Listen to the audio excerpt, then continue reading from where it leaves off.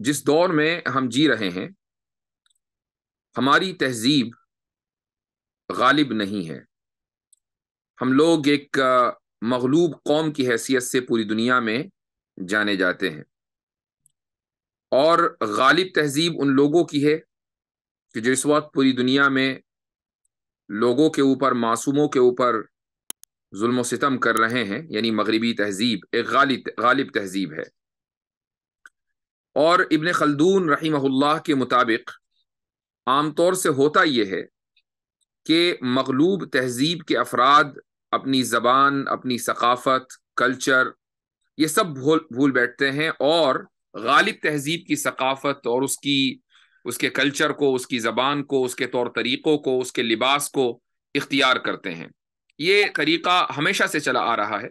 ایک زمانے میں جب اسلامی تہذیب غالب تھی تو یورپ کے افراد اسلامی ممالک آیا کرتے تھے، خصوصاً اندلس آیا کرتے تھے، اور وہاں پڑھا کرتے تھے، رہا کرتے تھے، وہاں کی تہذیب سیکھ کر جاتے تھے، وہاں کی ثقافت اور کلچر کو اختیار کرتے تھے، یہاں تک کہ اندلس کے علماء جو فلسفہ پڑھاتے تھے، اس فلسفے کی بنیاد پر بہت سے مکاتب فکر وہاں قائم ہو گئے تھے یورپ کے دیگر ممالک میں۔ ابن رشد کے نام سے باقاعدہ ایک اسکول آف تھاٹ تھا۔ تو یہ چونکہ اس دور کی بات ہے کہ جب اسلامی تہذیب غالب تھی۔ آج صورتحال افسوسناک حد تک بدل چکی ہے، اور یہ دیکھا جا رہا ہے، کہا جا سکتا ہے کہ ہم مغلوب تہذیب سے تعلق رکھتے ہیں دنیاوی اسباب کی وجہ سے، اور وہ لوگ غالب تہذیب سے تعلق رکھتے ہیں۔ اس تہذیب کے بہت سے نظریات ہیں، بہت سے نظام ہیں۔ اس میں کیپٹلزم ہے، اسی طریقے سے سیکولرزم ہے، لبرلزم ہے، فیمنزم ہے، ٹرانسجینڈرزم ہے، اتنے سارے ازمز ہیں۔ ظاہر ہے کہ ان سارے ازمز کے اوپر بات کرنا بہت مشکل ہے اس وقت ایک ہی نشست میں، اور میں یہ چاہوں گا بھی کہ آپ کے کچھ سوال و جواب بھی آخر میں ہو جائیں، تو اس لیے میں گفتگو کو اصولی طور پر سامنے رکھوں گا۔ آج جو ہم بات کرنے جا رہے ہیں وہ ہے لبرلزم۔ لبرلزم کا جو لفظ نکلا ہے وہ سبھی لوگ اس کو سمجھ سکتے ہیں۔ لبرل کے معنی آتے ہیں آزاد خیالی۔ آج کے دور میں نوجوانوں کے ذہن میں اکثر جو شکوک و شبہات ہوتے ہیں دین کو لے کر، جہاں سے ان کے شکوک و شبہات کا آغاز ہوتا ہے، وہ یہی لبرلزم ہے۔ مثلا آپ دیکھتے ہیں کہ سیدہ عائشہ رضی اللہ عنہا کے تعلق سے یہ اعتراض ہوتا ہے کہ جس وقت ان کا نکاح ہوا تھا تو ان کی عمر 6 سال تھی، اور رخصتی کے وقت ان کی عمر 9۔ تو آخر یہ بات کیسے درست ہو سکتی ہے؟ رسول اکرم صلی اللہ علیہ وسلم کو تو اسوہ حسنہ ہونا چاہیے۔ یہ سوال ذہن میں آتا ہے لوگوں کے کہ، اور اسوہ حسنہ کا مطلب یہ ہے کہ بہترین ماڈل۔ تو بہترین ماڈل یہ تو نہیں ہے کہ ٹھیک ہے اگر ان کے اس زمانے میں، اس دور میں کچھ لوگ کم عمر کی بچیوں سے نکاح کر لیا کرتے تھے، تو آج کے دور میں تو ایسا نہیں ہوتا۔ تو بہترین ماڈل تو یہ ہوتا کہ آپ صلی اللہ علیہ وسلم اس طرح کا نکاح نہ کرتے۔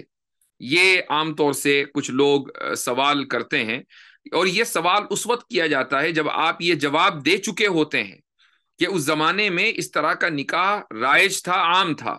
تو جواب میں کہا جاتا ہے کہ ٹھیک ہے اس زمانے میں تھا، آج نہیں تھا، آج تو نہیں ہے۔ تو اس زمانے میں اگر نہیں تھا، اور آپ صلی اللہ علیہ وسلم تو نبی اور رول ماڈل ہر زمانے کے لیے ہیں، اسوہ حسنہ ہر دور کے لیے ہیں، تو پھر آپ علیہ الصلاۃ والسلام نے ایسا نکاح کیوں کیا جو صرف اس زمانے میں رائج تھا اور آج رائج نہیں ہے؟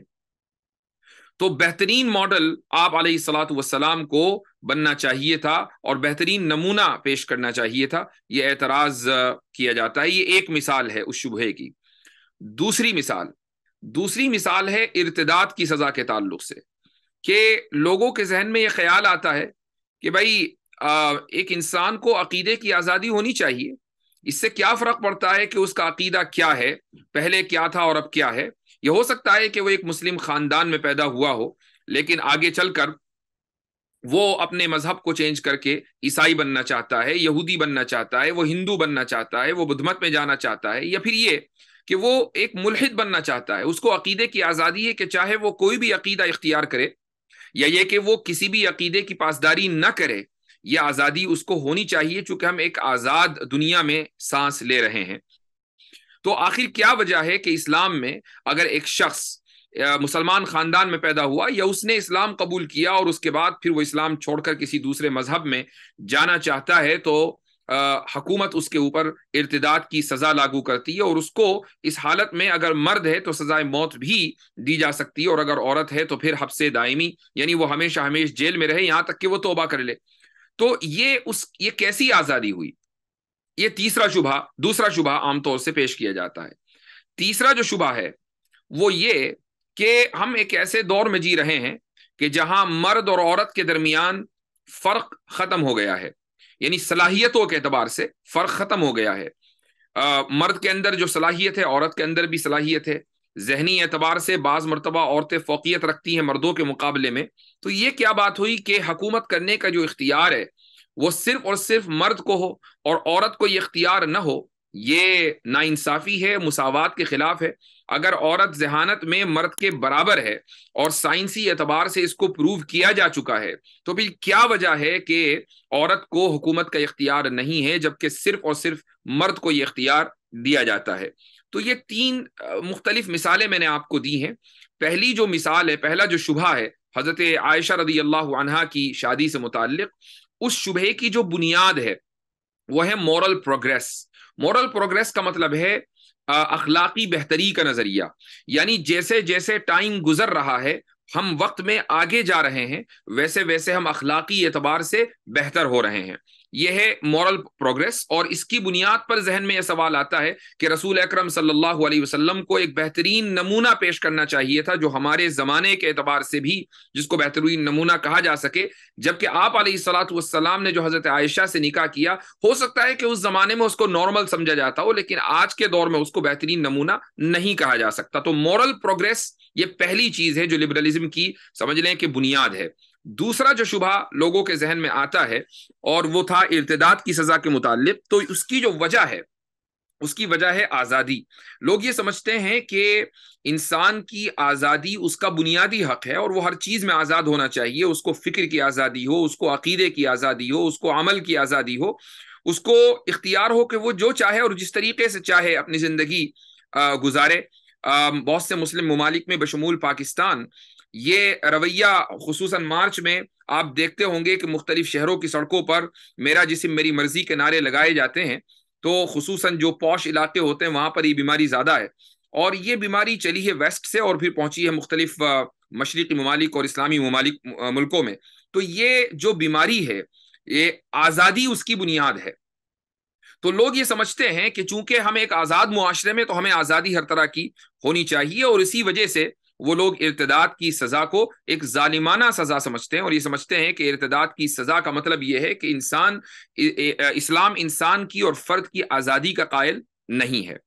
اور تیسرا جو شبہ تھا وہ مرد کی اور عورت کی حکومت میں حصہ داری، اور جو حق آپ مرد کو دیتے ہیں حکومت کرنے کا وہ حق آپ عورت کو کیوں نہیں دیتے؟ اس شبہے کا جو تعلق ہے وہ ہے مساوات سے، ایکوالٹی سے، کہ جب مرد اور عورت اپنی صلاحیتوں میں اور اپنی ذہانت اور اپنی انٹیلیجنس میں برابر ہیں تو پھر آخر کیا وجہ ہے کہ یہ اختیار صرف مرد کو دیا گیا اور عورت کو نہیں؟ تو یہ تین الفاظ آپ ذہن میں رکھیے گا۔ نمبر ایک مورل پروگریس، نمبر ٹو جو دوسری چیز ہے وہ ہے آزادی یا فریڈم، اور نمبر تین مساوات اور ایکوالٹی۔ میں عام طور سے کوشش یہ کرتا ہوں میرے جب دروس ان موضوعات پر ہوتے ہیں یا اسی طریقے سے لائیو سٹریم ہوتی ہے اگر آپ نے دیکھی ہو تو میں اس میں انگریزی کے الفاظ اور اصطلاحات ضرور بولتا ہوں۔ میں یہ ڈسکلیمر کے طور پر آپ کو اس لیے بتا رہا ہوں کہ یہ نہ سمجھا جائے کہ اردو جو ہے وہ امریکن ہے، امریکہ میں انگلش چلتی ہے۔ یہ اس لیے بتا رہا ہوں چونکہ آپ جس موضوع کے اوپر مجھ سے یہ باتیں سن رہے ہیں ان موضوعات کے اوپر عام طور سے آپ سے سوالات وہ طبقہ کرے گا کہ جو طبقہ انگریزی جانتا ہے، جو طبقہ انگریزی زیادہ بہتر طریقے سے سمجھتا ہے۔ تو اگر آپ اس کو وہ اصطلاحات آپ اس کے سامنے استعمال نہیں کریں گے تو نہ تو وہ سمجھے گا، اور وہ پھر اس کے ذہن میں یہ ہوگا کہ بھائی مولوی صاحب نے مجھے ٹرخا دیا، انہوں نے کوئی خاص جواب نہیں دیا۔ لیکن اگر آپ ان کی اصطلاحات کو استعمال کریں گے تو اس بات کی توقع زیادہ ہے کہ بات ان کے ذہن نشین ہوگی اور وہ بہتر طریقے سے سمجھ سکیں گے۔ اس لیے میں کوشش یہ کرتا ہوں عام طور سے کہ اردو اصطلاحات کے ساتھ ساتھ جو ان کی مساوی انگلش اصطلاحات ہیں ان کو بھی استعمال کر لیا جائے۔ تو یہ جو تین چیزیں ہیں، مورل پروگریس، فریڈم اور ایکوالٹی، یعنی اخلاقی بہتری کا نظریہ، آزادی اور مساوات. ہم ان تین چیزوں کو مختصر طریقے سے سمجھیں گے کہ آخر مغرب کے اس لبرلزم کی ان تین بنیادوں کی کیا حقیقت ہے. سب سے پہلے ہم بات کرتے ہیں مورل پروگریس کی، کہ ہم اخلاقی اعتبار سے بہتر ہو رہے ہیں جیسا جیسا وقت گزر رہا ہے. اس کے حق میں لبرلزم کے پاس کوئی دلیل نہیں ہے سوائے اس کے کہ کچھ جذباتی باتیں کہہ دی جاتی ہیں. مثلا آپ اگر اس موضوع پر مغربی میڈیا میں یا اسی طریقے سے مغربی جامعات میں اور جو ان کے مجلات اور رسائل ہیں ان میں جب آپ اس موضوع کے اوپر مضامین پڑھیں گے تو آپ کو سوائے جذباتی دلیلوں کے کچھ اور نہیں ملے گا. مثلا آپ سے یہ پوچھا جائے گا کہ کیا آپ کو یاد نہیں ہے کہ آج سے 40 سال پہلے یا 30 سال پہلے یا 10 سال پہلے، جو بھی آپ کی عمر ہے، اس وقت حالات آج کی بنسبت زیادہ خراب تھے، یعنی ہم کم ترقی یافتہ تھے، آج ہم ترقی یافتہ زیادہ ہیں. آج ہمارے پاس موبائل فون ہے، انٹرنیٹ کی سہولت ہے. آج سے 15-20 سال پہلے انٹرنیٹ کی یہ سہولت نہیں تھی جو آج ہے. اسی طریقے سے ہمارا جو نظام صحت ہے وہ آج بہتر ہو رہا ہے، نئی نئی ٹیکنالوجی ایجاد ہو رہی ہے، نئی نئی دوائیں آ رہی ہیں. پہلے زمانے میں یہ ٹیکنالوجی یا دوائیں نہیں تھی.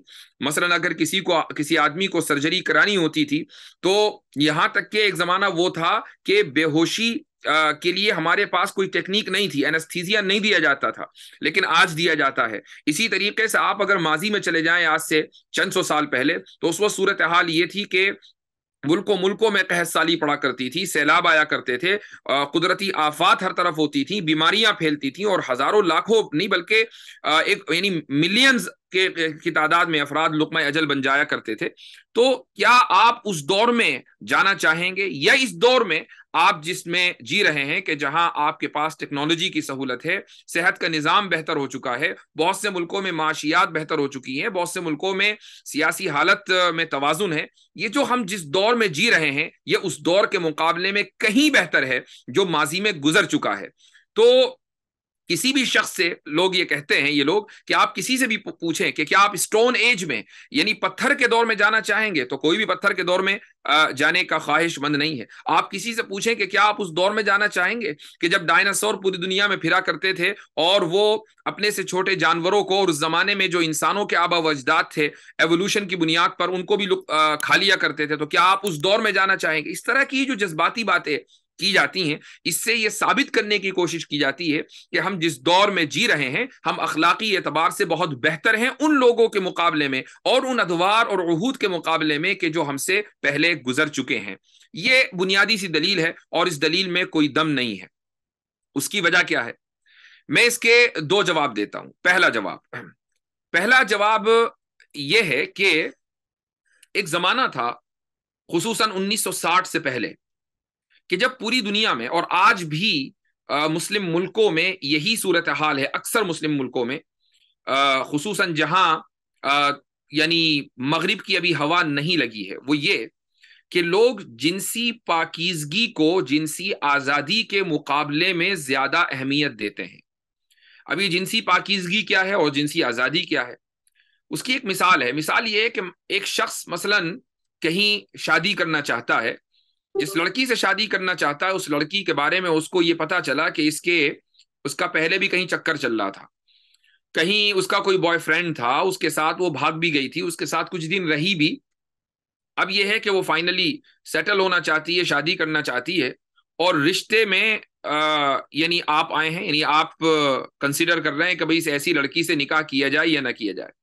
تو ظاہر ہے کہ اگر ایک شخص دینی ماحول میں پلا بڑھا ہے، دینی مزاج رکھتا ہے، تو وہ جنسی پاکیزگی کو توجہ کو اہمیت دے گا، جنسی آزادی کو اہمیت نہیں دے گا. یعنی اس کا مطلب یہ ہے کہ وہ یہ کہے گا کہ بھائی اگر ایک خاتون کے جس سے میں نکاح کرنے جا رہا ہوں اس میں اتنی پاکیزگی نہیں ہے کہ وہ اپنی یا اتنی یہ اس کو اپنی عصمت اور عفت اور عزت کی اہمیت نہیں ہے، تو پھر میں ایسی عورت سے نکاح کیوں کروں؟ اگر وہ ایسی عورت ہے کہ وہ جس مرد کے ساتھ چاہے بھاگ جائے اور جس کے ساتھ وہ چاہے سو لے، تو پھر ایسی عورتوں کو پھر ایسے ہی مرد مبارک ہوں، ہمیں ایسی جگہ شادی نہیں کرنی ہے. اس کا مطلب یہ ہے کہ آپ کے نزدیک جنسی پاکیزگی زیادہ اہم ہے جنسی آزادی کے مقابلے میں. پھر اس کے بعد 1960 میں کیا ہوا؟ یہ جو میں نے 1960 کا جو وقت بیان کیا ہے وہ اس لیے کہ امریکہ میں ایک انقلاب آیا 1960 میں، اور اس کو کہا جاتا ہے سیکشول ریولوشن. یہ پہلے یورپ میں اس کا آغاز ہوا اور اس کے بعد یہ امریکہ تک پہنچا. سیکشول ریولوشن یعنی جنسی انقلاب. اس انقلاب کے نتیجے میں ہوا یہ کہ پوری دنیا میں جو آج آپ دیکھتے ہیں کہ نوجوان پورنوگرافی کے اندر مبتلا ہیں. پورن انڈسٹری کوئی چھوٹی موٹی انڈسٹری نہیں ہے، بلکہ اربوں ڈالر کی انڈسٹری ہے. اسی طریقے سے پروسٹیٹیوشن عام ہے. یہ اس طرح کی جو چیزیں ہیں یہ 1960 کے بعد سے چلی ہیں، اور اس کے نتیجے میں پھر یہ ہوا کہ پورا معاشرہ مغرب کا تبدیل ہوا. نکاح کی اہمیت ختم ہو گئی اور لیونگ ریلیشن شپ ایک معمول کی چیز بن گئی. پہلے بچے ہوتے ہیں اور اس کے بعد پھر والدین یہ ڈیسائیڈ کرتے ہیں کہ چلو بھائی اب 15-20 سال ساتھ میں رہ لیے تو شادی کا بھی سوچیں. یہ جو ماحول بدلا ہے وہ اس لیے بدلا ہے چونکہ جنسی آزادی کو اب زیادہ اہمیت دی جاتی ہے جنسی پاکیزگی کے مقابلے میں. اگر آپ مغربی معاشرے میں جائیں اور وہاں جا کر یہ پوچھیں کسی لڑکے سے کہ کیا تم کسی ایسی لڑکی سے نکاح کرنا پسند کرو گے کہ جس کا پہلے سے کوئی بوائے فرینڈ رہا ہو، تو وہ لڑکا آپ کو جھٹ یہ کہے گا، اگر وہ لبرلزم سے متاثر ہے، کہ اس سے مجھے کیا فرق پڑتا ہے، ہر ایک کا ایک پاسٹ ہوتا ہے، ہمیں اس کے پاسٹ میں دیکھنے کی ضرورت نہیں ہے.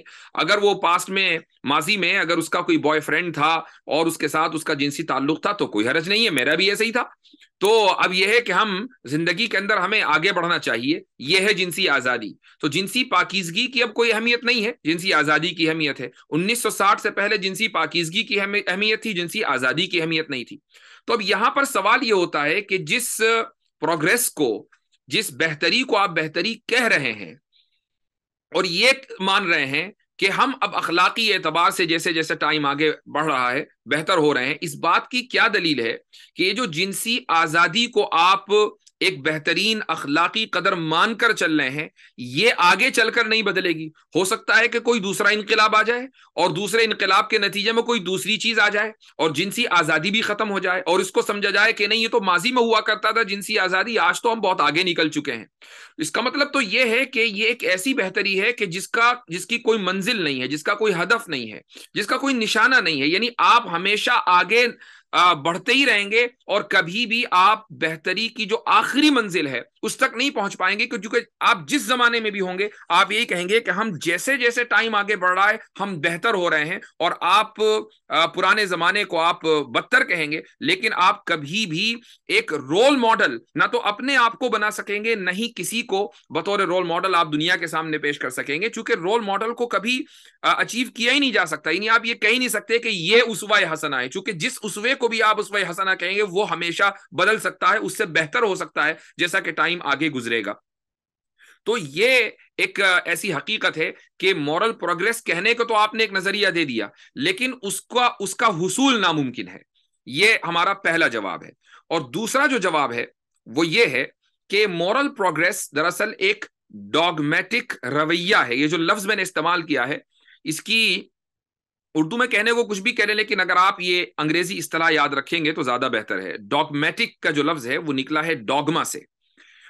ڈوگما کے معنی کیا آتے ہیں؟ ڈوگما کے معنی ایک لوز، جس کا جو ترجمہ ہم کرتے ہیں یعنی ایک عامی زبان میں، وہ ہے اندھا اعتقاد.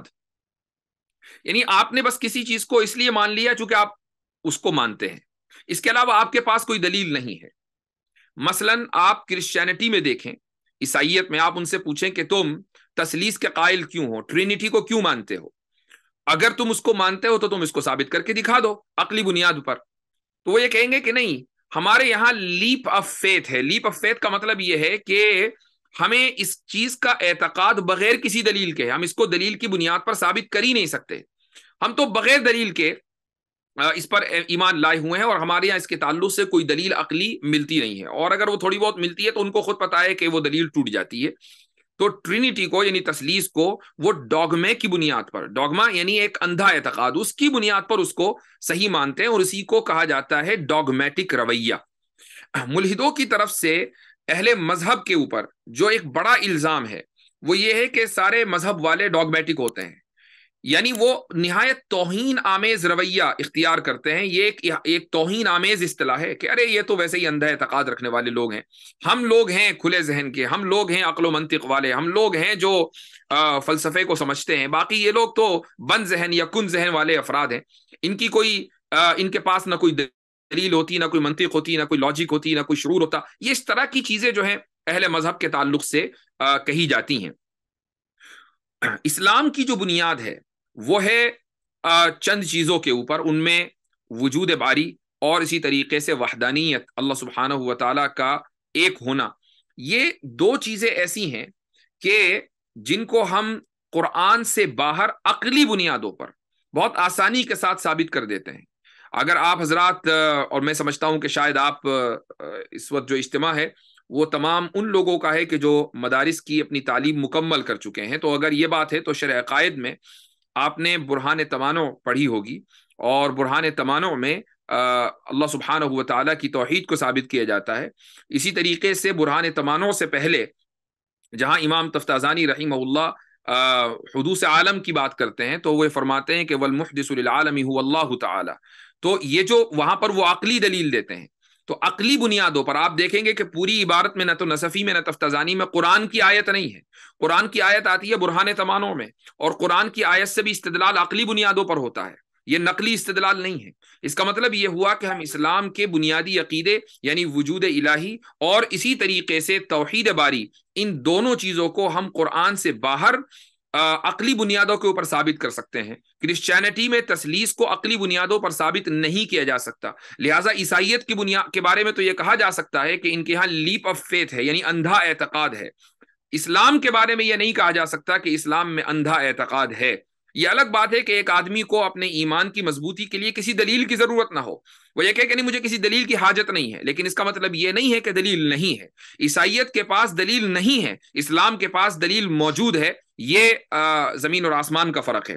تو یہ جو ڈوگما کا جو اصطلاح ہے وہ عیسائیت کے لیے تو استعمال کی جا سکتی ہے، لیکن وہ اسلام کے لیے استعمال نہیں کی جا سکتی.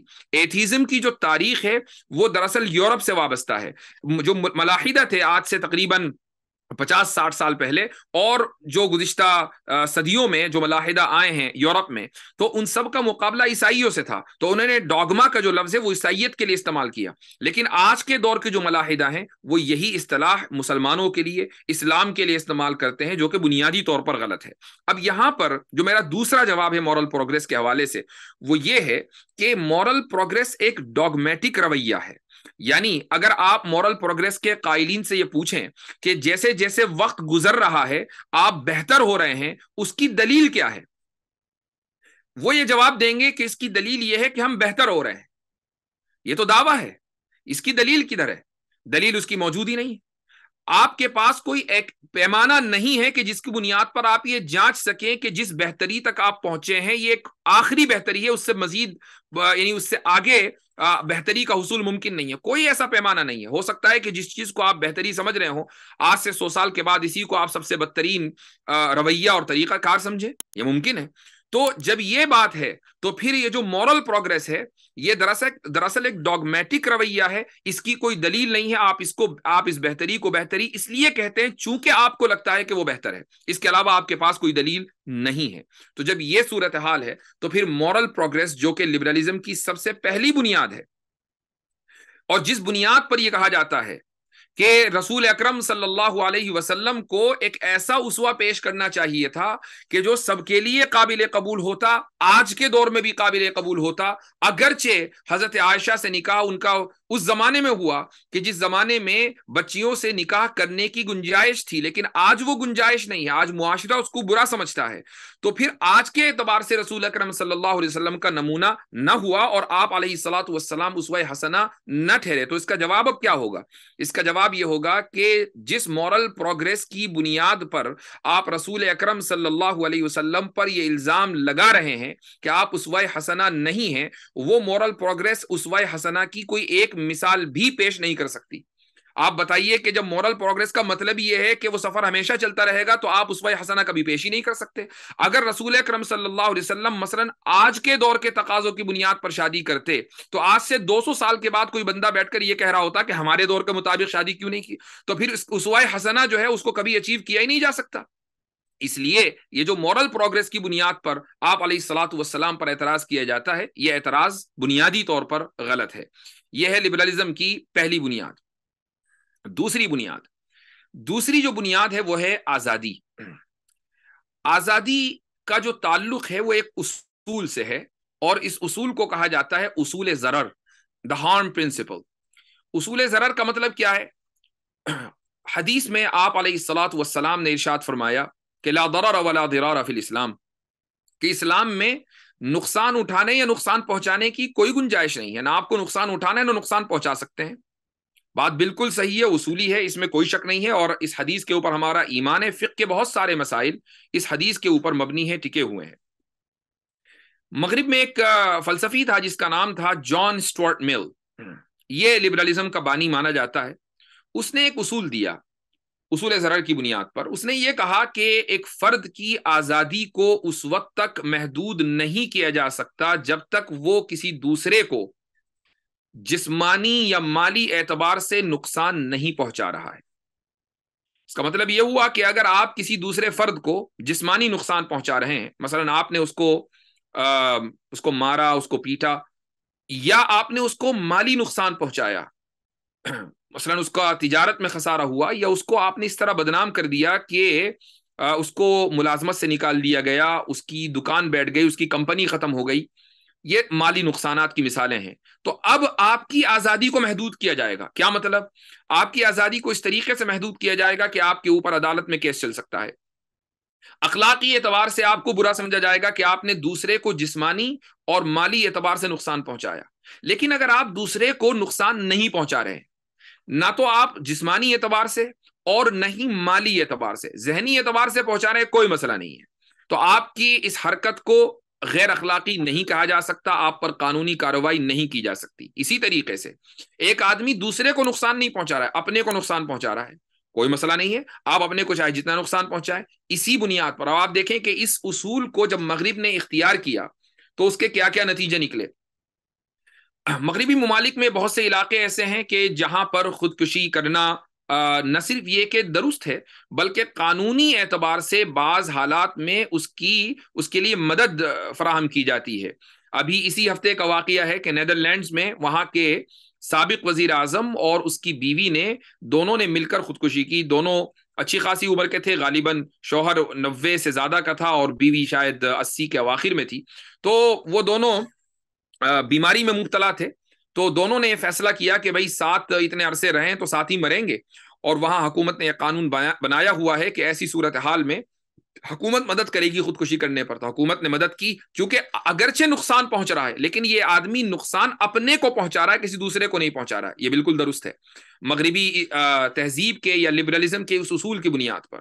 اسی طریقے سے اگر آپ اس اصول سے متاثر ہیں اور اس اصول کو صحیح سمجھتے ہیں تو آپ کسی کی بھی غیبت کریں، کوئی مسئلہ نہیں ہے، کسی پر بہتان لگائیں، کوئی مسئلہ نہیں ہے، آپ کسی کو زانی کہہ دیں، کوئی مسئلہ نہیں ہے، آپ یہ کہیں کہ یہ فلاں کا تو فلاں سے چکر چل رہا تھا، کوئی حرج نہیں ہے، سامنے والے کے جذبات کو آپ کتنا ہی ٹھیس پہنچائیں، کوئی مسئلہ نہیں ہے۔ مغرب میں آپ دیکھتے ہوں گے کہ دن رات اسلام کے خلاف بکواس کی جاتی ہے، قرآن کریم کی کاپیاں جلائی جاتی ہیں، رسول اکرم صلی اللہ علیہ وسلم کی شان میں گستاخیاں کی جاتی ہیں۔ یہ کس بنیاد پر کیا جاتا ہے؟ وہ کہتے ہیں کہ ہم آپ کو نہ تو جسمانی نقصان پہنچا رہے ہیں مسلمانوں کو، اور نہ ہی ہم آپ کو کوئی مالی نقصان پہنچا رہے ہیں، اور ذہنی یا جو جذباتی نقصان ہے اس کے ہم قائل نہیں ہیں۔ تو آپ اگر ذہنی طور سے متاثر ہو رہے ہیں تو ہوتے رہیں، ہم آپ کے مال کو اور آپ کی جان کو کچھ نہیں کہہ رہے ہیں۔ لہٰذا ہمیں حق ہے کہ ہم قرآن کی کاپی بھی جلائیں گے، اور ہمیں حق ہے کہ ہم رسول اکرم صلی اللہ علیہ وسلم کی شان میں گستاخی بھی کریں گے۔ یہ جو پورا نظریہ ہے یہ دراصل اسی اصول ضرر سے متعلق ہے۔ اب اگر ہم اس اصول کو سامنے رکھیں، میں ایک چیز آگے بڑھنے سے پہلے یہ بھی بتا دوں کہ اسلام کا جو اصول ضرر ہے اس میں اور مغرب کے اصول ضرر میں کیا فرق ہے۔ دیکھیے اسلام کا جو اصول ضرر ہے لا ضرر ولا ضرار فی الاسلام، اس کو ایک مثال سے سمجھ لیجئے۔ مثال یہ ہے کہ میں آپ کو ایک گلاس دوں اور اس گلاس میں دودھ ہو، اب اس گلاس میں کچھ اور ڈالنے کے لیے ضروری یہ ہے کہ آپ اس گلاس کو پہلے خالی کریں گے، خالی کرنے کے بعد پھر آپ اس کو بھریں گے۔ اب آپ اس کو پانی سے بھریں کہ شراب سے بھریں یا کسی اور چیز سے بھریں وہ ایک الگ بات ہے، لیکن ہم نے آپ کو ایک بھرا ہوا گلاس دیا ہے، اور وہ ایک ایسی چیز سے بھرا ہوا ہے جو بہت مفید ہے، یعنی دودھ۔ لیکن اگر کوئی شخص آپ کو خالی گلاس دے اور خالی گلاس کے بعد آپ کو یہ اختیار دے کہ بھائی دیکھیں یہ شراب کی بوتل ہے، یہ دودھ کی بوتل ہے، یہ پانی کی بالٹی ہے، ادھر کچھ اور رکھا ہوا ہے، آپ جو چاہیں بھر لیں، کوئی مسئلہ نہیں ہے، تو آپ نے اس گلاس میں جو مرضی آئی ڈال لیا. اسلام نے ہمیں ایک اصول دیا ہے، اصول ضرر. یہ دراصل وہ بھرا ہوا گلاس ہے دودھ سے. اب ہمیں مزید کسی اور چیز کی ضرورت نہیں ہے. اسلام نے نہ صرف یہ کہ ہمیں اصول دیا بلکہ اس ضرر کو متعارف بھی کرا دیا کہ یہ ضرر ہے. وہ ضرر کیا ہے؟ قرآن اور سنت کی خلاف ورزی ضرر ہے. خودکشی کرنا قرآن و سنت کی خلاف ورزی ہے. غیبت کرنا قرآن و سنت کی خلاف ورزی ہے. کسی کے اوپر بہتان لگانا قرآن و سنت کی خلاف ورزی ہے. لہٰذا یہ ساری کی ساری چیزیں ضرر میں آئیں گی. لیکن مغرب نے آپ کو جو اصول ضرر دیا وہ دراصل ایک خالی گلاس ہے. اب کوئی اس میں پانی ڈال رہا ہے، تو کوئی دودھ ڈال رہا ہے، تو کوئی پیشاب ڈال رہا ہے، اور کوئی شراب ڈال رہا ہے. تو اب یہ بتائیں کہ اسلام کا جو اصول ضرر ہے وہ زیادہ بہتر ہے یا مغرب کا کہ جو خالی گلاس ہے، پیمانہ ہے لیکن بھرا ہوا نہیں ہے؟ یہ اصل میں اسلام اور مغرب کے اصول ضرر میں فرق ہے. اب آگے جو میں کہنے جا رہا ہوں وہ یہ کہ مغرب نے یہ اصول ضرر اختیار تو کر لیا لیکن اس میں یکسانیت نہیں ہے. وہ ہمیشہ جا کر ٹوٹ جاتا ہے. انسان کا جو بنایا ہوا قانون ہوتا ہے اس میں پرابلم ہی یہ ہوتی ہے کہ وہ قانون آگے چل کر ٹوٹ جاتا ہے. ہمیشہ وہ قانون یکساں نہیں رہتا. لیکن قرآن اور سنت کے جو بنائے ہوئے قوانین ہیں ان میں یکسانیت رہتی ہے، وہ ٹوٹتا نہیں ہے. ان میں اگر استثناء کہیں ہوتا ہے تو وہ بھی کسی قانون کے تحت ہوتا ہے، ورنہ قوانین ٹوٹتے نہیں ہیں. تو اب آپ دیکھیں کہ آپ کسی ایسے شخص سے کہ جو مغربی تہذیب کا پروردہ ہو، اس سے آپ یہ پوچھیں کہ بھائی یہ بتاؤ کہ نفرت کرنا کیا ایک اچھی چیز ہے یا بری چیز ہے اخلاقی اعتبار سے؟ کیا مجھے نفرت کرنے کی آزادی ہے؟ اگر سامنے والا عام لبرل ہوگا وہ یہی کہے گا کہ ہاں بالکل آپ کو نفرت کی، جس سے بھی نفرت کریں، آپ جس سے محبت کریں، آپ کو آزادی ہے. آپ پوچھئے کہ مجھے ہٹلر سے بڑی محبت ہے، تو کیا اس ہٹلری محبت کی مجھے آزادی ہے یا نہیں؟ تو اب چونکہ مغرب اس لفظ کے لیے بہت زیادہ حساس ہے، اور اس کی وجہ یہ ہے کہ مغربی تہذیب کے اوپر یہودی انفلوئنس بہت ہے. آپ نے ہٹلر کا نام لیا اور اگر اس سے محبت کا اظہار کر دیا بہت سے ممالک میں تو آپ جیل میں چلے جائیں گے. اس محبت کا آپ اظہار نہیں کر سکتے، آپ کو نفرت ہی نفرت کرنی ہے. تو اب آپ دیکھیں کہ مغرب کے بہت سے ممالک نے ہٹلر سے محبت اور نفرت کی بنیاد پر قانون بنا دیا کہ اگر آپ اس سے محبت کریں گے اور اس محبت کا اظہار کریں گے تو یہ قابل سزا جرم ہے. جبکہ نفرت اور محبت سے میں کسی کا نقصان نہیں کر رہا ہوں. میں نے کسی کا جانی نقصان نہیں کیا، میں نے کسی کا مالی نقصان نہیں کیا. اس کے باوجود بھی نفرت اور محبت کی میری اس آزادی کو محدود کر دیا گیا. تو دیکھیں مغرب کا جو اصول ضرر تھا وہ ٹوٹ گیا. اسی طریقے سے ایک اور مثال، آپ کسی سے پوچھیں کہ کیا آپ سمجھتے ہیں کہ آپ کو اتھارٹی کی، یعنی جو بھی شخص ہے جس کے پاس اختیار ہے، اتھارٹی ہے، وہ حکومت بھی ہو سکتی ہے، وہ پولیس بھی ہو سکتی ہے، وہ والدین بھی ہو سکتے ہیں، وہ مدرسے کے محتمم بھی ہو سکتے ہیں، وہ استاد بھی ہو سکتے ہیں. یہ ایک بہت براڈ لفظ ہے. کیا آپ کو اتھارٹی کی عزت کرنی چاہیے اور اس کی بات ماننی چاہیے؟ تو سامنے والا کہے گا کہ ہاں بالکل ماننی چاہیے. اب آپ دیکھیں کہ اس سے اگر یہ سوال کیا جائے کہ میں یہ چاہتا ہوں کہ میں اتھارٹی کی بالکل عزت نہ کروں، تو کیا مجھے اس کی آزادی ہے؟ کیا آپ مجھے ابھی بھی ایک بااخلاق انسان اور باکردار انسان کہیں گے؟ تو جواب یہ آئے گا کہ نہیں، اتھارٹی کی عزت کرنی چاہیے. یہ بہت اچھی بات ہے، چونکہ اگر آپ اتھارٹی کی عزت نہیں کریں گے تو ملک میں انارکی پھیل جائے گی. آپ حکومت کے قوانین نہیں مانیں گے تو ملک میں انارکی پھیل جائے گی. حالانکہ اتھارٹی کی عزت نہ کر کے، اس کے خلاف اپنے جذبات کا اظہار کر کے میں نے کسی کا نقصان نہیں پہنچایا. انارکی پھیلنا محض ایک وہمی چیز ہے. لیکن مجھے اتھارٹی کی عزت کرنے پر اور اس کی بات ماننے پر مجبور کیا جاتا ہے. اگر میں نہ مانوں، اگر میں ملک کے دستور کو ریجیکٹ کر دوں، اگر میں یہ کہوں کہ میں اس ملک کے دستور کو نہیں مانتا، تو ہو سکتا ہے کہ میرے خلاف قانونی کارروائی ہو جائے. دنیا کے جمہوری اور سیکولر ممالک میں یہی ہوتا ہے. یہ دوسری مثال ہے. تیسری مثال دیتا ہوں. تیسری مثال یہ ہے کہ آپ گاڑی چلا رہے ہیں اور گاڑی میں آپ نے سیٹ بیلٹ نہیں لگائی. تو دنیا کے شاید اکثر ممالک میں قانون ہے کہ آپ کو سیٹ بیلٹ لگانی ہے، خصوصاً اگر آپ فرنٹ سیٹ پر بیٹھے ہوئے ہیں. پولیس والے نے آپ کو روکا کہ بھئی آپ نے سیٹ بیلٹ نہیں لگا رکھی ہے. اور یہ جو سیٹ بیلٹ کا نظام ہے، ظاہر ہے کہ یہ پورا کا پورا جتنے بھی قوانین ہیں اصول ضرر کے اوپر مبنی ہے. اب آپ مغرب کے اس اصول ضرر کو سامنے لا کر بنیاد بنا کر پولیس والے سے یہ کہیں کہ بھائی سیٹ بیلٹ میں نے نہیں لگائی، اگر کچھ ہوگا تو مجھے ہوگا، نقصان میرا، تمہارا کیا، تو میں کیوں جرمانہ دوں؟ وہ یہ کہے گا کہ یہ قانون ہے، ہمیں اس سے فرق نہیں پڑتا کہ نقصان کس کا ہے، آپ کا بھی نقصان نہیں ہونا چاہیے۔ تو اب ہم یہ پوچھتے ہیں کہ ایک طرف آپ یہ کہتے ہیں کہ میں اس وقت تک آزاد ہوں جب تک میں دوسرے کو نقصان نہیں پہنچا رہا ہوں، لیکن سیٹ بیلٹ پہننے پر آپ مجھے مجبور کرتے ہیں، حالانکہ اس میں نقصان میرا ہے، کسی دوسرے کا نہیں ہے۔ تو یہ جو اصول ضرر ہے مغرب کا، یہ ٹوٹ جاتا ہے۔ اب ہم آتے ہیں اس شبہے کے اوپر کہ جو بہت سے لوگوں کے ذہن میں آتا ہے کہ اسلام میں ارتداد کی سزا کیوں ہے۔ ابھی میں نے تھوڑی دیر پہلے یہ بات کہی کہ اتھارٹی کی عزت کرنا اگر نہ کی جائے تو ملک میں انارکی پھیل سکتی ہے۔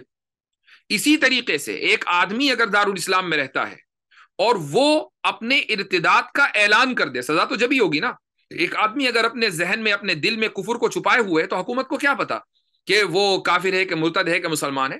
کتنے ہی منافقین تھے جو چھپے ہوئے منافق تھے، اور بعض کھلم کھلا بھی تھے، لیکن وہ اپنے ارتداد کا اعلان نہیں کرتے تھے، یہ نہیں کہتے تھے کہ ہم اب مسلمان نہیں رہے، ان کے اوپر سزا جاری نہیں ہوئی۔ لیکن اگر ایک شخص اپنے ارتداد کا اعلان کرتا ہے تو وہ ملک کے اندر بغاوت کے جذبات بڑھاتا ہے، وہ ملک کے اندر، اور وہ اسلام کا بھی باغی ہوتا ہے اور اسلامی ملک کا بھی باغی ہوتا ہے، اور باغیوں کو سزا دی ہی جانی چاہیے، چونکہ اگر باغیوں کو سزا نہیں ہوگی تو ملک کے اندر انارکی پھیل جائے گی۔ اس لیے اسلام کے اندر اسلام میں ارتداد کی سزا ہے۔ تو اب آپ دیکھیں کہ آزادی جس کو بنیاد بنا کر یہ کہا جاتا ہے کہ ہمیں عقیدے کی آزادی حاصل ہونی چاہیے، اسی عقیدے کی آزادی سیکولر ممالک میں عام لوگوں کو نہیں دی جاتی۔ آپ کسی بھی سیکولر ملک میں جائیں اور وہاں جا کر یہ کہیں کہ میں تمہارے کانسٹیٹیوشن کو، تمہارے دستور کو نہیں مانتا، تو آپ کی اس آزادی کو محدود کر دیا جائے گا۔ آپ مجبور ہیں کہ آپ کانسٹیٹیوشن کے اوپر چلیں اور اس دستور کو مانیں۔ یہ تھی دوسرا اصول تھا، یعنی اصول ضرر اور آزادی۔ تیسری چیز مساوات، میں مختصر بیان کروں گا اور اس کے بعد انشاءاللہ اپنی بات ختم کریں گے۔ سب سے پہلے یہ جاننا چاہیے کہ مساوات کہتے کسے ہیں، یعنی ایکوالٹی کی تعریف کیا ہے۔ مساوات کہتے ہیں کہ دو یکساں چیزوں کو یکساں ان کے ساتھ معاملہ کرنا، اور دو مختلف چیزوں کے ساتھ مختلف انداز سے معاملہ کرنا، اس کو کہا جاتا ہے مساوات۔ مساوات کا ہرگز مطلب یہ نہیں ہے کہ آپ کسی بھی دو چیز کو ایک جیسا سمجھیں۔ مثلا آپ ٹیبل کو اور کتاب کو ایک سمجھیں، کہ جس طریقے سے آپ کتاب پڑھ کر اپنے علم میں اضافہ کرتے ہیں تو ٹیبل کو چاٹ کے بھی اپنے علم میں اضافہ کریں گے، ایسا نہیں ہوگا۔ ٹیبل کا اپنا الگ مقام ہے اور کتاب کا اپنا الگ مقام ہے۔ یا آپ مثلا یہ کہیں کہ بھائی وزیر اعظم جو آپ کے یہاں منتخب ہو کر نہیں دے رہا ہے، ساری دنیا نظر لگائے ہوئے ہے، لیکن وزیر اعظم اور چپڑاسی کسی محکمے کا دونوں برابر ہیں؟ جی نہیں، دونوں برابر نہیں ہیں۔ وزیر اعظم یا صدر کا اپنا پروٹوکول ہے، چپڑاسی کا وہ پروٹوکول نہیں ہے، چونکہ دونوں یکساں نہیں ہیں۔ تو دو یکساں چیزوں کو یکساں طریقے سے ٹریٹ کرنا اور ان کے ساتھ معاملہ کرنا، اور دو مختلف چیزوں کو الگ الگ طریقے سے ان کے ساتھ معاملہ کرنا، یہ مساوات کہلاتا ہے۔ میں اس کی ایک مثال دیتا ہوں۔ مثال یہ ہے کہ ایک شخص ہے اور اس کے دو بیٹے ہیں، اور وہ شخص اپنے دو بیٹوں کے درمیان اپنی دولت کو، اپنی جائیداد کو تقسیم کر رہا ہے، اور برابر سرابر تقسیم کر رہا ہے۔ آپ اگر اس معاملے سے واقف ہوں گے تو آپ یہ کہیں گے کہ بھئی اس آدمی نے بالکل ٹھیک کیا، ایسا ہی کرنا چاہیے تھا۔ جب دونوں بیٹے ہیں تو دونوں بیٹوں کو برابر ملنا چاہیے تھا، 50-50% جائیداد ملنی چاہیے تھی۔ لیکن باپ یہ کہتا ہے کہ میرے دو بیٹوں میں ایک بیٹا تعلیمی اور معاشی اعتبار سے کمزور ہے، دوسرا بیٹا معاشی اعتبار سے اور تعلیمی اعتبار سے مضبوط ہے۔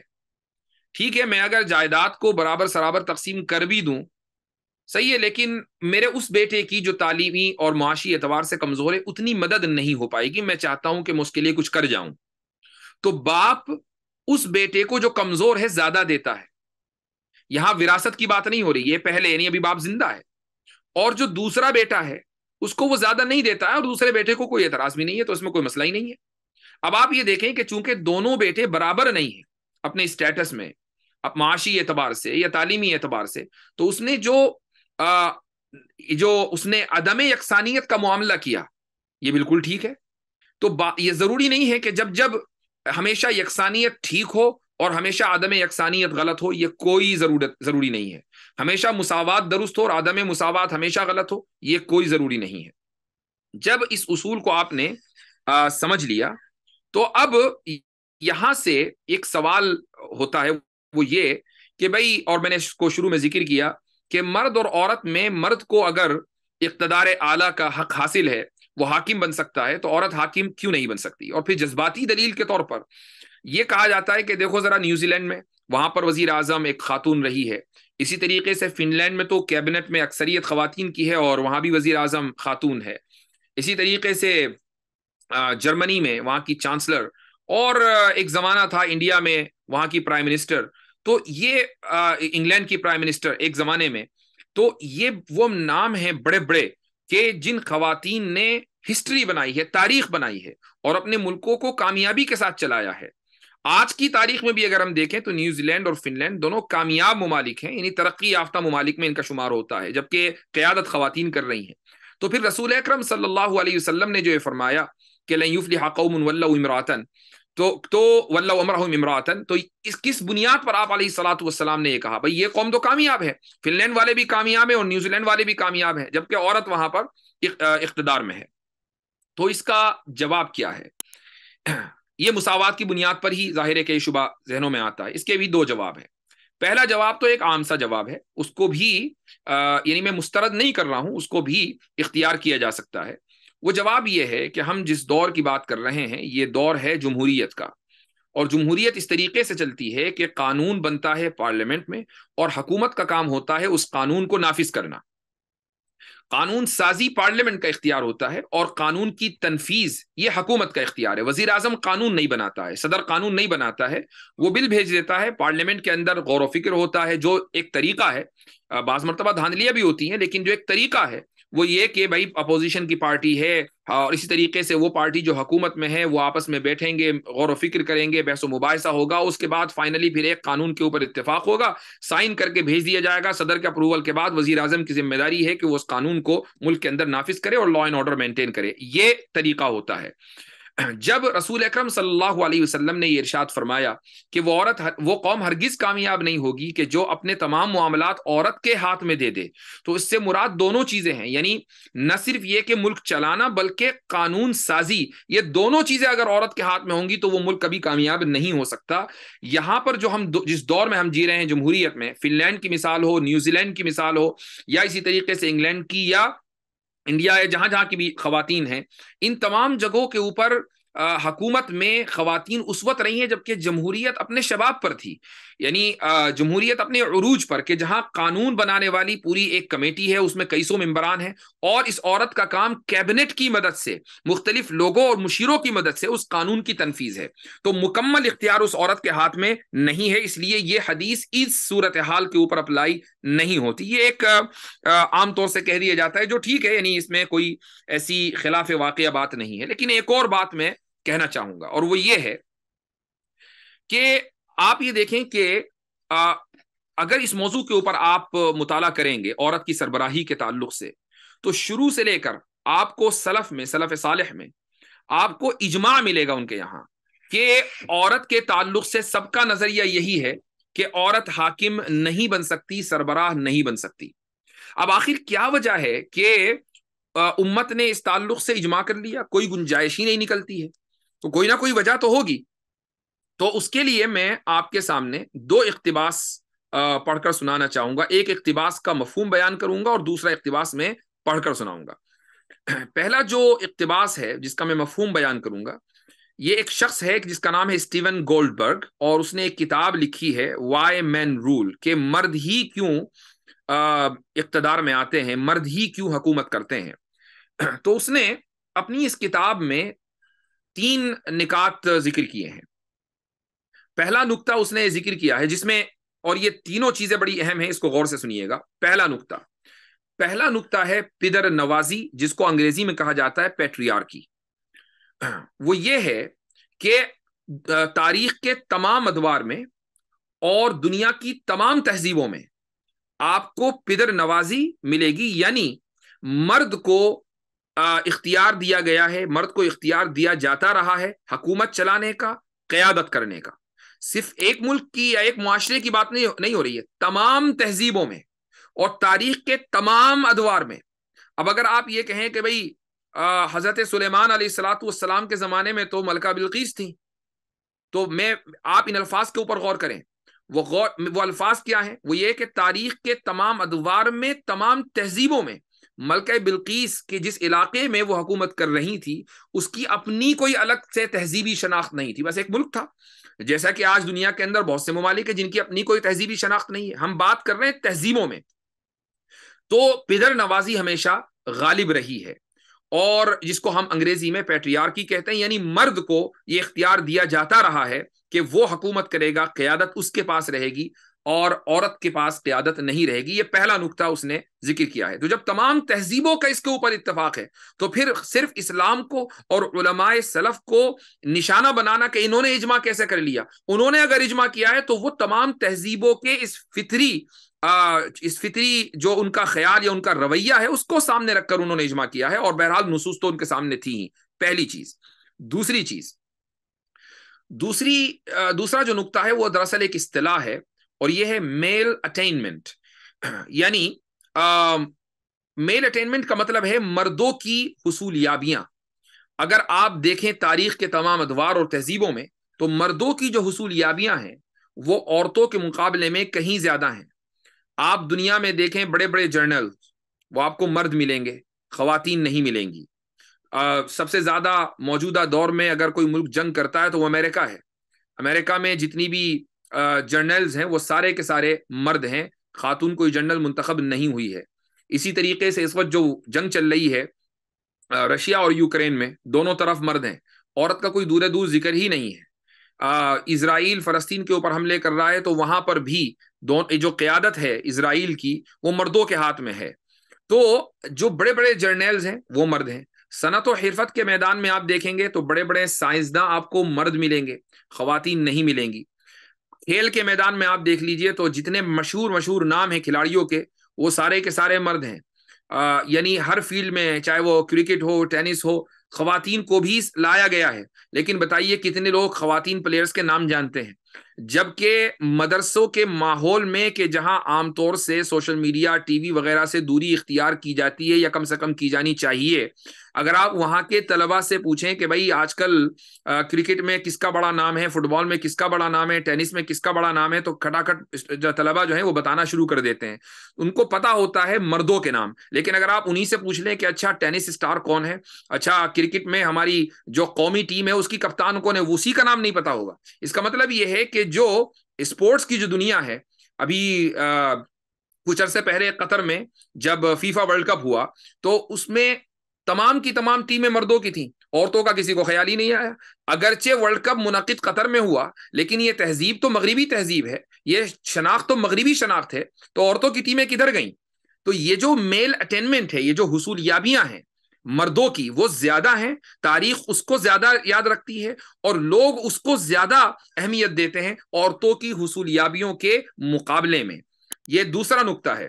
تیسرا نقطہ ہے میل ڈومیننس، یعنی مردوں کا غلبہ. تو اسی طریقے سے تاریخ کے تمام ادوار میں اور تمام تہذیبوں میں مرد ہمیشہ مختلف میدانوں میں غالب رہے ہیں. جب کوئی مشکل فیصلہ لینے کا وقت آیا تو مردوں نے مشکل فیصلے لیے ہیں. جنگوں میں شامل ہونا ہے تو یہ فیصلے مردوں نے لیے ہیں. ملکہ بلقیس نے جب مشورہ کیا تھا تو اپنے جرنیل سے کیا تھا اور وہ تیار تھے کہ ہم لڑیں گے، لیکن ملکہ بلقیس نے جنگ نہیں لڑی. اگر آپ نیوٹرل ہو کر اس کو دیکھیں، یعنی آپ یہ تھوڑی دیر کے لیے آپ قرآن کریم سے باہر آ جائیں اور دیکھیں کہ ملکہ بلقیس اور سلیمان علیہ الصلوۃ والسلام یہ دونوں آمنے سامنے ہیں، اور ملکہ بلقیس نے جنگ کو ٹال دیا، جنگ نہیں ہوئی. مجھے بتائیے کہ اس میں کس قوم کا نقصان ہوا؟ اپنی تہذیبی اور ثقافتی اعتبار سے کس کا نقصان ہوا؟ کیا حضرت سلیمان علیہ السلام کی قوم کا نقصان ہوا یا ملکہ بلقیس کی قوم کا نقصان ہوا؟ ایمانی اعتبار سے تو ان کا فائدہ ہوا کہ سب مؤمنین ہو گئے، لیکن اگر آپ نیوٹرل ہو کر دیکھیں تو ملکہ بلقیس کا نقصان تھا. ملکہ بلقیس کی قوم کو کون جانتا ہے؟ ان کی تہذیب مٹ گئی، ان کی شناخت مٹ گئی، ان کی ثقافت مٹ گئی، ان کا کلچر مٹ گیا، وہ سب کے سب ضم ہو گئے حضرت سلیمان علیہ السلام کی قوم میں. تو آپ دیکھیں کہ جس ایک عورت کے اقتدار کا قصہ قرآن کریم میں ہے اسی کی قوم کی کیا حالت ہوئی ہے. تو جو میل ڈومیننس ہے یعنی مردوں کا غلبہ، یہ تیسرا نقطہ ہے کہ جس کو اسٹیون گولڈبرگ نے ذکر کیا ہے. اور یہ تینوں چیزیں ایک مرد کے اندر پیٹریارکی، میل اٹینمنٹ اور میل ڈومیننس، ایک مرد کے اندر یہ تینوں چیزیں فطری اعتبار سے ہوتی ہیں، بایولوجیکل اعتبار سے ہوتی ہیں، یعنی یہ معاشرے کی پیدا کردہ نہیں ہے، بلکہ یہ ہماری جسم کے اندر اللہ سبحانہ و تعالیٰ نے، ہمارے خالق نے، ہمارے بنانے والے نے ان چیزوں کو ہمارے جسم کے اندر رکھا ہے. مرد کو اسی طریقے سے بنایا اور عورت کو اسی طریقے سے بنایا. اب میں بہت جلدی ایک اقتباس آپ کو پڑھ کر سناتا ہوں. یہ دوسرا اقتباس ہے اسکاٹ بیری کافمین کا. یہ ایک ویب سائٹ ہے scientificamerican.com. اس کے اوپر اس کا یہ ایک آرٹیکل ہے، اور اس نے میرے پاس انگلش کا بھی اقتباس ہے لیکن میں آپ کو اس کا ترجمہ پڑھ کر سنا رہا ہوں. اور یہ جو میں آپ کو سنا رہا ہوں جہاں سے، یہ دراصل اطلاع عرض ہے. بعض مرتبہ ایڈورٹائز بھی تو کرنا پڑتا ہے نا. تو میری ایک کتاب انشاءاللہ آ رہی ہے جو رد الحاد کے موضوع پر ہے، اور بہت جلدی انشاءاللہ وہ آپ حضرات کے ہاتھوں میں پہنچے گی. تو یہ اس کا بہرحال اس میں حصہ ہے. تو وہ یہ کہتا ہے کہ اوسطاً مرد زیادہ تسلط رکھنے والے، اقتدار پسند، زور آور، خطرات مول لینے والے، سنسنی خیز، سخت مزاج والے، جذباتی اعتبار سے مستحکم اور نفع پسند ہوتے ہیں. نفع پسند کا کیا مطلب ہے؟ یعنی جس چیز میں نفع ہوگا وہ کام کریں گے، اور جس چیز میں نفع نہیں ہوگا اسے چھوڑ دیں گے. یہ ہے نفع پسند. اور تصورات و خیالات کا استقبال کرنے والے ہوتے ہیں، یعنی کسی نئی چیز کے محض تصور کو نہ صرف یہ کہ سوچنے والے، بلکہ اسے پکا کر، اس تصور کو پکا کر کھلانے والے بھی مرد ہی ہوتے ہیں. یہی وجہ ہے کہ تاریخ میں مردوں نے ہی زیادہ ایجادات کی ہیں، کیونکہ کسی بھی چیز کو ایجاد کرنے سے پہلے خالی تصور ذہن میں آنا چاہیے، پھر آپ اس پر سوچیں گے، اس پر کام کریں گے، یہاں تک کہ وہ ایک حقیقت کی شکل میں سامنے آ جائے گا. ذہانت کے اوپر اعتماد کرنے میں بھی مرد عورتوں سے آگے ہیں. یاد رکھیے گا، ذہانت پر اعتماد کرنے میں، ذہانت میں نہیں، ذہانت پر اعتماد کرنے میں مرد عورتوں سے آگے ہیں. اگرچہ ذہانت کی بنیاد پر صنفی فرق کوئی زیادہ خاص نہیں، یعنی دونوں برابر سرابر ذہین ہو سکتے ہیں، لیکن مرد اپنی ذہانت پر زیادہ اعتماد کرتا ہے عورت کے مقابلے میں. مرد ایسی جماعتیں بناتے ہیں کہ جو مقابلہ آرائی کرتی ہیں. ان جماعتوں کے اندر درجہ بندی ہوتی ہے کہ یہ لیڈر ہے، اس کے نیچے اور اس کے نیچے، اس کو یہ ہائرارکی جس کو کہا جاتا ہے. اور یہ درجہ بندی بہت زیادہ مستحکم ہوتی ہے، جس میں ایک فرد کا جماعت سے جو رشتہ ہے اس میں جذبات کا کوئی دخل نہیں ہوتا. جہاں تک دوسروں سے رابطے کی بات ہے تو مرد عورتوں کے مقابلے میں زیادہ تحکمانہ لہجہ اختیار کرتا ہے، اور وہ دوسروں کو زیادہ، اگر سامنے والا کوئی غلط بات کہہ رہا ہے تو دوسروں کو زیادہ انٹرپٹ کرتا ہے، روکتا ہے اس کو بیچ میں. اب یہ تو مردوں کی صفت ہو گئی. اب ذرا عورتوں کے بارے میں سنیے کیا کہتا ہے. مضمون کا عنوان بھی بتا دوں. مضمون کا عنوان ہے taking sex differences in personality seriously, یعنی شخصیت میں صنفی فرق کو سنجیدگی سے لیا جانا چاہیے. تو مردوں کا جو فرق ہے وہ تو بیان کر دیا، اب عورتوں کے بارے میں بیان کرتا ہے. اس کے مقابلے میں خواتین اوسطاً زیادہ میل جول رکھنے والی، زیادہ حساس، زیادہ ہمدرد، خوش اسلوب، زیادہ فکر مند، اپنی صلاحیتوں کے اوپر شبہ کرنے والی ہوتی ہیں. وہ جمالیات سے زیادہ متاثر ہوتی ہیں. تو عورتوں کے اندر صلاحیت ہوتی ہے لیکن ان میں اعتماد کی کمی ہوتی ہے، تو وہ جمالیات سے زیادہ متاثر ہوتی ہیں. اوسطاً خواتین دو طرفہ تعاون پر مبنی محبت آمیز رشتے میں زیادہ دلچسپی رکھتی ہیں. دیکھیے ملکہ بلقیس نے کیا کیا تھا، جنگ چھوڑ دی تھی، دو طرفہ تعاون کر لیتے، چلو مل بیٹھ کر بات کر لیتے، میں تمہیں تحفے بیچتی ہوں، دیکھتے ہیں کہ وہاں سے کیا آتا ہے. یہ ہے دو طرفہ تعاون. تو اسی طریقے سے انہیں ایسے رشتے زیادہ پسند ہیں جن میں جذباتیت زیادہ ہو. مزید یہ کہ عورتوں کے اندر غیر مستحکم درجہ بندی ہوتی ہے، یعنی درجہ بندی ہوگی لیکن وہ درجہ بندی ٹوٹ جائے گی. تو ساس بہو کے اندر جو چپکلش رہتی ہے وہ اسی درجہ بندی کی وجہ سے ہوتی ہے کہ اگرچہ ساس کا رتبہ زیادہ ہوتا ہے ہمارے معاشرے میں، لیکن کبھی بہو اس کو تسلیم کرتی ہے، کبھی نہیں کرتی، ایک دن کرتی ہے، دوسرے دن نہیں کرتی. یہ ہے وہ عدم استحکام. اسی طریقے سے خواتین زیادہ مساوات پسند ہوتی ہیں. جب جارحیت ہوتی ہے تو عورتوں کی جارحیت بالواسطہ ہوتی ہے. عورت زیادہ، یعنی ڈائریکٹ آ کر آپ پر حملہ نہیں کرے گی، وہ پیچھے سے کرے گی. کھلم کھلا محاذ آرائی نہیں ہوتی. البتہ خواتین کے اندر تبادلہ خیال کی زیادہ بہتر صلاحیت موجود ہوتی ہے. تو آپ دیکھیں کہ یہ جو فرق بیان کیے گئے ہیں یہ ویسے ہی کسی نے نہیں کہہ دیا، بلکہ یہ سائنسی بنیادوں کے اوپر، علم نفس، سائیکالوجی کی بنیاد پر یہ فرق بیان کیے گئے ہیں. تو اب ایک حکومت کہ جس پر ایک انسان کی کیا بلکہ لاکھوں کروڑوں باشندے جو اس حکومت کے تحت رہ رہے ہیں، ان کی ویلفیئر کی جو ساری کی ساری ذمہ داری ہے وہ حکومت کی ہے. بھائی آپ دیکھیں کہ ترقی پذیر ممالک میں جو الیکشن ہوتے ہیں، حکومتیں بنتی ہیں، تو وہاں پر کس چیز کا سب سے بڑا سوال ہوتا ہے؟ روٹی کپڑا مکان. اگر حکومت آپ کو روٹی دے دے، کپڑا دے دے، مکان دے دے تو مسئلہ حل ہو جاتا ہے. ترقی یافتہ ممالک میں اگرچہ روٹی کپڑا مکان ایک بہت بات کی چیز ہے جو سب کے پاس موجود ہے، وہاں دوسرے مسائل ہیں. ترقی پذیر ممالک میں دوسرے مسائل ہیں.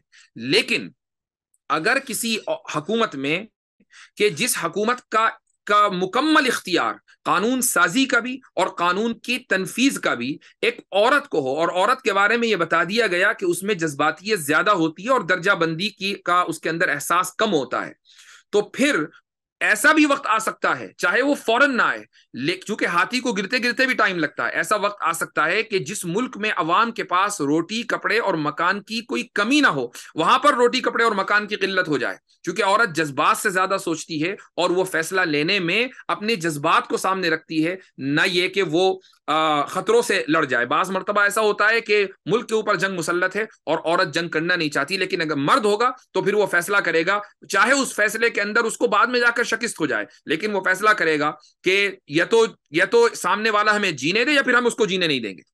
تو حکومت چونکہ ایک بہت حساس چیز ہے، اور عورتوں کے مزاج کے اندر یہ فرق ہے، مردوں کے مزاج میں یہ فرق ہے. آپ کے سامنے دونوں چیزیں آ گئی ہیں، اور تمام تہذیبوں میں مردوں کے اندر اللہ تعالیٰ نے پدر نوازی رکھی ہے. تمام تہذیبوں کا ریکارڈ ہمارے سامنے ہے. میل اٹینمنٹ اور اسی طریقے سے میل ڈومیننس، یہ تین چیزیں اللہ سبحانہ و تعالیٰ نے مردوں کے اندر رکھی ہے. اس بنیاد پر یہ کہا جا سکتا ہے کہ مرد اور عورت حکومت چلانے کی صلاحیت میں برابر نہیں ہے، اور جب برابر نہیں ہے تو پھر ان کو برابر کا درجہ کیسے دیا جا سکتا ہے؟ جو کہ مساوات کہتے ہیں کہ دو یکساں چیزوں کو یکساں طریقے سے ان کے ساتھ معاملہ کرنا، اور دو مختلف چیزوں کے ساتھ مختلف طریقے سے معاملہ کرنا. تو جب مرد اور عورت اپنے جذبات اور اپنے فیصلوں میں الگ الگ ہیں تو پھر آپ ان کے ساتھ یکساں معاملہ کیسے کر سکتے ہیں؟ آپ یہ کیسے کہہ سکتے ہیں کہ جو اختیار مرد کو حکومت چلانے کا وہی اختیار عورت کو بھی ہونا چاہیے، جبکہ آپ دوسری طرف سائنسی بنیادوں پر دونوں کے درمیان فرق کو بھی واضح کرتے ہیں اور اس کو تسلیم کرتے ہیں؟ یہ ہے ڈبل اسٹینڈرڈ. تو جب آپ یہ تین اصول آپ کے سامنے آ گئے، پہلا اصول مورل پروگریس کا، دوسرا اصول ہے اصول ضرر یا آزادی کا، اور تیسرا جو اصول ہے وہ ہے مساوات کا. اگر آپ ان تین اصولوں کو سمجھ لیں کہ مغرب کے نزدیک یہ ان تین اصولوں کی حیثیت کیا ہے، ان تین بنیادوں کی کیا حیثیت ہے، اور ان میں کیسے عدم توازن اور عدم تناسب ہے کہ وہ اصول بناتے ہیں اور اس کو توڑتے ہیں، اور اس کے مقابلے میں اسلام کا ایک حتمی اصول ہے، رسول اکرم صلی اللہ علیہ وسلم جو تعلیم دے کر چلے گئے آج تک وہی ہے، الا یہ کہ وہ غیر منصوص ہو تو اس کے اندر پھر اجتہاد ہوتا ہے، وہ ایک الگ مسئلہ ہے. لیکن اگر وہ منصوص ہے تو اس کے اندر تبدیلی کی گنجائش نہیں ہے. دنیا کا سب سے بڑا فقیہ بھی اگر چاہے کہ کسی نص کو منسوخ کر دے یا اس کو موقوف کر دے یا اس کے اوپر نص اس پر عمل کو ترک کر دے اور اس کا فتویٰ دے دے تو یہ جائز نہیں ہے، امت اس کو تسلیم کرنے کے لیے تیار نہیں ہے.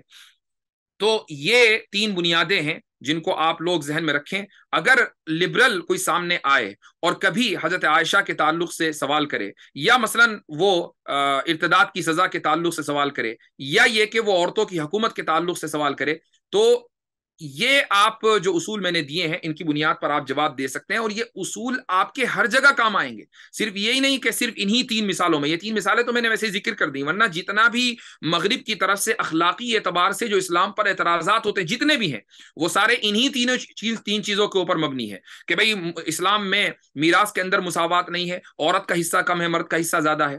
دیکھیں یہ مساوات کے اوپر مبنی ہے. اور اس کے علاوہ جتنی بھی اخلاقی اعتبار سے ہم پر اعتراضات ہوتے ہیں وہ انہی تین اصولوں کو سامنے اور لا کر اور ان کی بنیاد پر ہوتے ہیں. اگر آپ نے ان اصولوں کو سمجھ لیا اور ان کا جواب کیسے دیا جانا ان کو سمجھ لیا تو آپ انشاءاللہ اس میدان میں کبھی بھی آپ منہ نہیں کھائیں گے. تو یہ آج کی گفتگو کا خلاصہ ہے. جزاکم اللہ خیر الجزاء وآخر دعوانا ان الحمد للہ رب العالمین.